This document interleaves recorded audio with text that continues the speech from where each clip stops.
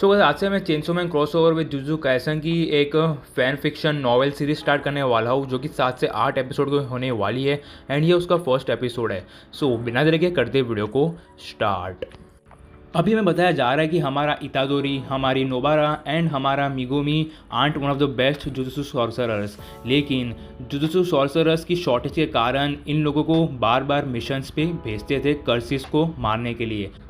Fortunately नानामी की influence के कारण उन लोग के पास अच्छी खासी इंटेल आ जाती थी कर्सिस के बारे में, उन लोग की एग्जैक्ट पावर क्या है, उन लोग की एग्जैक्ट लोकेशन क्या है, जिसके कारण ये तीनों इजीली कोई भी कर्स को मार सकते थे। वैसे ही एक और केस आया था आज जो कि क्लासीफाई करता है एक सेकेंड ग्रेड एक्सोर्सिज्म कर्स को, जो कि काफ़ी ज़्यादा तबाही फैला रहा था सिटीज़ में। इसलिए ये तीनों को जल्द से जल्द डिस्पैच किया गया था और उन लोगों को बताया गया था कि ये वाला जो कर्स है वो बाकी कर्स जैसा नहीं है, क्योंकि ये अपनी क्लेवरली शिफ्टिंग के कारण वो अपनी पोजीशन अलग अलग सेकंड में चेंज करते रहता है। इसलिए अभी उसकी पोजीशन पॉइंट आउट करना इतना ज़्यादा इजी नहीं हो पा रहा है नानेमे के लिए, क्योंकि वो गटरों में से जाके अबेंडन बिल्डिंग्स के थ्रू लोगों को मारता था और डिस्ट्रक्शंस कॉज करता था। लेकिन अभी उन लोगों को एक एग्जैक्ट एरिया पता चल गया है जहाँ पे वो कर्स अभी फ़िलहाल मौजूद है, इसलिए अभी तुरंत ही वो तीनों को डिस्पैच कर दिया है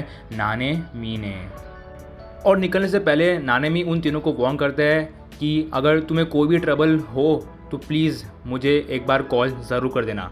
और बाद में हमारे इत्यादि बोलते हैं यस मास्टर, और वो लोग निकल पड़ते हैं मिशन के लिए। तो अभी वो लोग पहुंच जाते हैं एक बड़े से वेयर हाउस के बाहर और वो गेट के बाहर खड़े रहते हैं और हमारा मेगोमी बोलता है सस्पिशन के साथ, इधर तो मैंने सुना था कि कर्स मिलेगा अपने को, बट इतना सन्नाटा क्यों है? And according to our unclassified intel हमें तो पता चला था कि वो एक ग्रुप ऑफ ज़ॉम्बीज़ को अपने साथ रखता है, तो बिल्कुल भी शोर शराबा नहीं हो रहा और इतना साइलेंस क्यों है? क्या उन लोग को हमारे आने का पहले से पता चल गया था? वो देखना पड़ेगा हमें, और काफ़ी ज़्यादा सीरियस हो जाता है। लेकिन मेगोमी की डॉग्स कोई भी रिएक्शन नहीं दे रहे थे और मेगोमी बोलते हैं ये क्या हो रहा है, मेरे कर्स डॉग्स भी कोई रिएक्शन नहीं दे रहे, या फिर हमें अलार्म या फिर हमें वार्न भी नहीं कर रहे, क्या मामला है? क्या वो लोग ऑलरेडी मर चुके हैं? बाद में वो तीनों अंदर जाते हैं, गेट खोलते हैं इतादोरी, और वो लोग क्या देखते हैं? वो लोग देखते हैं जो नज़ारा उन लोगों के सामने देखते हैं, वो लोग शॉक्ड हो जाते हैं। आजू बाजू दीवार पे, ज़मीन पे, बॉक्सेस पे, कार्गो पे, सब जगह खून खून। और ऐसा लग रहा था कि किसी ने ये पूरे के पूरे वेयरहाउस के इनसाइड को डेकोरेट किया है ब्लड शेड से, लाशों से। किसी के हार्ट सीलिंग्स पे लटके हुए हैं, किसी का पैर ज़मीन पे चिपका हुआ है, किसी की मुंडी उधर लटकी है and everything was just messed up. और बाद में नोबारा बोलती क्या है, ये सारे ज़ॉम्बीज़ मरे क्यों पड़े हैं? और बाद में वो लोग आगे बढ़ते हैं और उन लोग को जो मेन कर्स जो कि वो सब लोग कंट्रोल करते हैं वो भी मरा पड़ा हुआ दिखता है। और बाद में इतादोरी आजू बाजू देखता है और उसको कुछ मूवमेंट दिखाई देती है, इसलिए वो थोड़ा आगे जाता है और अपनी आंखों को क्लियर करता है और बोलते हैं हे इधर आओ, कोई बंदा इधर खड़ा है, शायद से ये तो नहीं है वो मेन कर्स। और बाद में हमारा मेगोमी बोलते हैं नहीं, ये नहीं हो सकता, क्योंकि इसके हाथों में तो कुछ चेन सो जैसा है, और हमारी इंटेल ने तो बोला था कि वो एकदम बड़ा सा वियर्ड सा अगली से दिखने वाला बास्टर्ड है। सो आई गेस ये नहीं हो सकता। तो वो तीनों के तीनों आराम से उसके पास जाते हैं और नोबारा एज बीइंग एग्रेसिव वो ऑलरेडी रेडी हो जाती है फाइट के लिए, और वो अपना हथौड़ा और अपनी खील निकाल देती है। और मेगोमी धीरे से बोलते हैं ये सिचुएशन से तो मुझे लग रहा है कि ये बंदे ने, ये चेनसो मैन जैसा दिखने वाला बंदा, इसने ही इन सब लोग को मारा है, यानी कि इसने कर्स लेवल 2 को मारा है, उसके साथ साथ उसकी पूरी ज़ॉम्बी की आर्मी को भी ख़त्म कर दिया है, यानी कि ये काफ़ी ज़्यादा पावरफुल कर्स हो सकता है। हमें तीनों 2 मीटर की दूरी पर रुक जाते हैं और नोबारा अकेली आगे बढ़ती है, और बाद में वो अपने हथौड़े से उसके शोल्डर को टच करती है और बोलती है व्हाट आर यू। और हमारा चेनसो मैन ऐसा खड़ा था, उसकी मुंडी नीचे थी, बट जैसे ही हमारी नोबारा ने उसको उसके हथौड़े से टच किया, वो अपनी मुंडी धीरे से ऊपर करता है और सीलिंग की तरफ देखता है, और जैसे ही उसने अपनी मुंडी हिलाई, हमारा मेगोमी और हमारा इतादोरी रेडी हो जाते हैं फाइट के लिए। और उसके बाद चेनसो मैन एक ऐसी चीज़ बोलते हैं जो सुनने के बाद वो तीनों के होश उड़ जाते हैं, और चेनसो मैन एक क्वाइट सॉफ्ट वॉइस में बोलता है हग मी।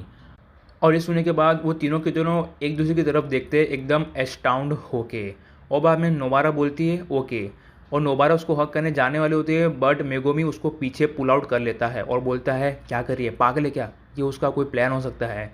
लेकिन चेंसो मैन अभी मुड़ जाता है और अभी बेवड़ों की तरह वो हिलते ढुलते नोबारा की तरफ आ रहा है। ऐसा लग रहा है कि उसके अंदर कोई एनर्जी बची ही नहीं है। और जैसे ही वो नोबारा के करीब आता है वो ऑलमोस्ट टंबल होने वाला होता है, बट नोबारा उसको पकड़ लेती है, हग कर देती है ऑलमोस्ट। और जैसे ही वो उसको हक करती है, चेनसो मैन एक वियर्ड सा नॉइज़ बनाता है उसके चेनसो से।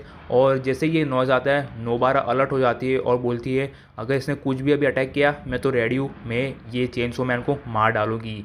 लेकिन क्या होता है वो लोग ने एक्सपेक्ट भी नहीं किया था। वो डिमोनिक फीचर जो था चेनसो मैन का, जो उसके चेहरे पे चेनसो थे, उसके हाथ पे चेनसो थे, वो धीरे धीरे मेल्ट होना स्टार्ट हो जाते हैं और उसके अंदर से एक पेल ब्लॉन्डी टीनेज लड़का निकलता है। उसके बाद वो चेनसो मैन कम्प्लीटली अनकॉन्शियस हो जाते हैं जैसे वो टीनेज बॉय बनता है। और उसके बाद पीछे से नानामी आता है क्योंकि इतादोरी ने पहले ही उसको मैसेज कर दिया था कि आ जा तू ये वेयर हाउस के अंदर, इधर कुछ अजीब ही हो रहा है। और नानामी आता है और वो जैसे ही वो बंदे को देखता है वो बोलते हैं अच्छा ये तो डेंजी है। और वो तीनों के तीनों बोलते हैं क्या तू उसको जानता है। और बाद में वो हमारा नानामी उन तीनों को इग्नोर करता है, बोलता है आ जाओ तुम मेरी गाड़ी में, अभी हमें इसको हमारे हेड क्वार्टर्स लेके जाना होगा। उसके बाद वो तीनों के वो चारों के चारों वो आ जाते हैं गाड़ी के अंदर और बाद में वो लोग निकल पड़ते हैं अपने हेड क्वार्टर्स की तरफ।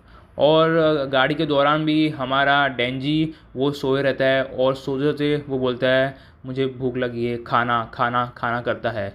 तो ये सुनने के बाद नानामी बाजू में गाड़ी रुकाता है किसी रेस्टोरेंट में और वो लोग रेस्टोरेंट में उतरते खाने के लिए। उसके बाद नोबारा और डेंजी टेबल पे बैठे हुए रहते हैं, बट डेंजी अभी भी सो रहा होता है और उसका सर नोबारा के लैप पे होता है।